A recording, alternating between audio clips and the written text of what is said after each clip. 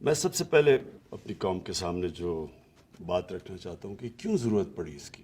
سب سے پہلے مجھے یہ احساس ہوا کہ جو ہمارے یوتھ ہیں، ہمارے جو بچے ہیں، ان کو پوری طرح سمجھ ہی نہیں ہے کہ یہ ملک بنا کیوں تھا، اور ہمارے نبی صلی اللہ علیہ وسلم ان کا پیغام کیا تھا، کیوں ان کو فالو کرنے کے لیے اللہ نے حکم دیا قرآن میں. مجھے آہستہ یہ بھی نہیں لوگوں کو پتا کہ جب وہ نماز پڑھتے ہیں تو وہ اللہ سے مانگتے کیا ہیں. اور میں اکثریت کی بات کر رہا ہوں کہ ان کو یہی نہیں پتا جب وہ کہتے ہیں ایک ہی چیز نماز پہ مانگتے ہیں نا کہ اللہ ان کے راستے پہ لگا جن کو تو نے نعمتیں بخشی، ان کے نہیں جو غلط راستے پہ چلے گئے. تو جن کو اللہ نے نعمتیں بخشی سب سے زیادہ وہ تو ہمارے نبی صلی اللہ علیہ وسلم تھے، باقی بھی پیغمبر تھے. تو اصل میں تو ہم سارا وقت نماز پہ ایک ہی چیز مانگ رہے ہوتے ہیں کہ ان کے راستے پہ چلو. تو ان کا راستہ کیوں اتنا ضروری ہے؟ کیا ہمیں سمجھ ہے کہ اللہ کیوں ہمیں کہتا ہے ان کے راستے پہ چلو؟ کیونکہ دنیا کی تاریخ کا کبھی کسی انسان نے وہ اچیو نہیں کیا، کبھی اس کی یعنی آپ 5% بھی اچیومنٹ نہیں جو کہ ہمارے نبی صلی اللہ علیہ وسلم نے کی، اور نہ کوئی کر سکتا ہے. یہ جب 100 گریٹسٹ مین ان کے اوپر ایک کتاب ہے، پتہ نہیں اس کا کیا نام ہے، ہارٹ یا کچھ ہے، وہ نمبر 1 پہ ان کو کیوں رکھتا ہے؟ وہ تو مسلمان نہیں ہے، لیکن وہ اچیومنٹس پہ رکھتا ہے کہ کسی انسان نے وہ چیزیں اچیو نہیں کی. تو اللہ ہمیں کیوں کہتا ہے کہ ان کے راستے پہ چلو؟ ہماری بہتری کے لیے.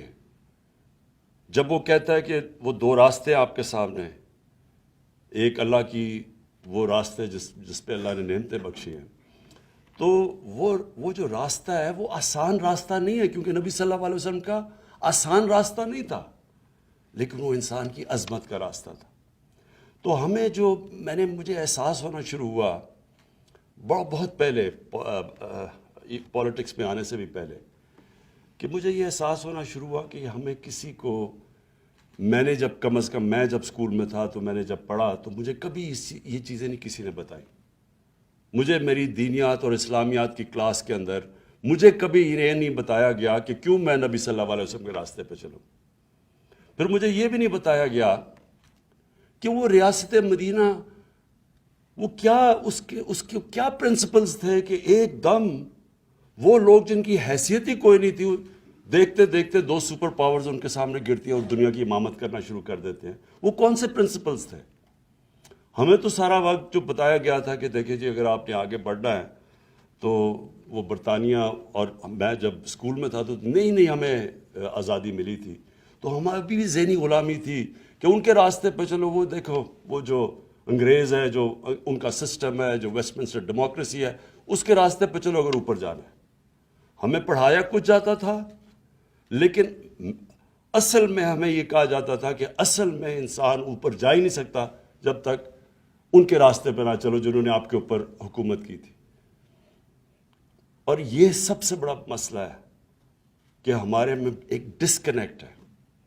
ہماری ہم جب دین کی اپنے بچوں کو تعلیم دیتے ہیں، ہم ان کو یہ بتا ہی نہیں سکتے کہ کیا وجہ ہے کہ آپ کو یہ جو ہم آپ کو پڑھاتے ہیں کہ ان کے راستے پہ کیوں چلو. تو دیکھیں،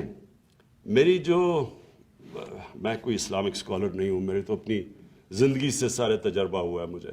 میں تو اسلام کی طرف، دین کی طرف، اسلام تو خیر ہم پیدا ہی اسلام میں ہوئے تھے، لیکن دین کی طرف سے تو میں اپنی زندگی کے تجربے سے آیا ہوں. اور وہ کیسے؟ کیونکہ مجھے 2 مختلف کلچرز کو میں نے اندر سے دیکھا. اپنے پاکستان کا تو میں ماں باپ اور ہمارے اسکول کلچر تو دیکھ ہی لیا تھا، لیکن میں نے مغربی کلچر کو اندر سے دیکھا، اور پھر میں نے اپنا تجزیہ کر کے میں پھر ان نتیجوں پہ پہنچا. اور آہستہ آہستہ جو اصل چینج جب میرے میں آیا، جب میں نے نبی صلی اللہ علیہ وسلم کی زندگی پڑھی، ان کی سیرت پڑھی، اسٹڈی کیا اس کو، تو اصل میں تو چینج تب میرے میں آیا. تو میں یہ سمجھتا ہوں کہ جو ہم نے اپنے بچوں کو اگر ہم نے صحیح تربیت دے دی اور صحیح معنی میں ان کو سیرت نبی، ان کو اسکول سے ان کو صرف بتا دیا کہ وہ ان کا راستہ کیا تھا، یہی اس قوم کو اوپر اٹھا دے گی. کیونکہ کوئی قوم جس کا کیریکٹر بڑا نہیں ہوتا وہ بڑی قوم نہیں بن سکتی.